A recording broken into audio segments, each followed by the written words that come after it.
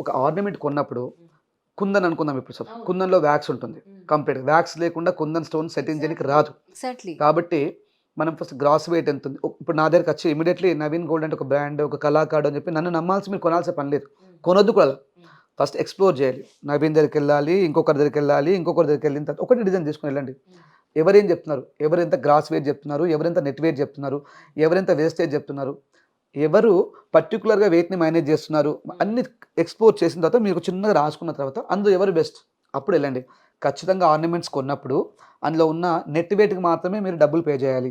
ఆ net weight తెలియాలి అంటే మీరు ఎక్స్‌పీరియన్స్ ఉండాలి. నేర్చుకోవాలి. ఒక ట్యాగ్‌ని గాని, ఒక బ్రాండ్‌ని గాని, ఒక నవీన్‌ని గాని కొనాల్సిన పని లేదు. మీరు కొన్న తర్వాత నా నుండి ఇంకో షాప్‌ని అడగాలి. ఇంకో షాప్ అప్పుడు మీకు కొద్దిగా నాలెడ్జ్ వస్తది. హ్మ్. మినిమమ్ నాలెడ్జ్ వస్తది. పూర్తి నాలెడ్జ్ రాదు. ఆ నాలెడ్జ్ మీకు ఉపయోగపడతది కాబట్టి అమ్మేవాడు అరే! ఈ అమ్మాయికి సబ్జెక్ట్ ఉంది. ఈ అమ్మకి సబ్జెక్ట్ ఉంది కాబట్టి ఇంకాస్త మనం బెస్ట్ ఇవ్వాలి అని కోరుకుంటాడు. కరెక్ట్. కాబట్టి మీరు నేర్చుకుండి కొనాలి.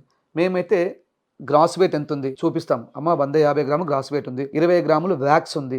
కావాలంటే మా వర్కర్ దగ్గర నుంచి వచ్చే షీట్ కూడా చూపిస్తాం. ఇంకా నమ్మకం లేదంటే మీరు బిల్ పే చేయండి. మీ ముందు కట్ చేసి చూపిస్తాము. మేము చెప్పిన దానికి కరెక్ట్ ఉంటే మీరు లాస్ కావాలి. లేదు నేను చేసింది తప్పుంది అనుకుంటే మీకు డబ్బులు ఇస్తాను. అంజలి గారు వచ్చారు. నా దగ్గర బిల్ పే చేశారు. కట్ చేయండి నవీన్ గారు అని ఛాలెంజ్ చేస్తే మీ ముందే వర్కర్‌ని పెట్టి కట్ చేపిస్తాం. నేను చేసిన దాంట్లో తప్పుంటే మీ బిల్‌కి 2 టైమ్స్ ఇస్తాను. ఒకవేళ మీదే గనుక తప్పయిందనుకుంటే మీరు బిల్ లాస్ కావాల్సిందే.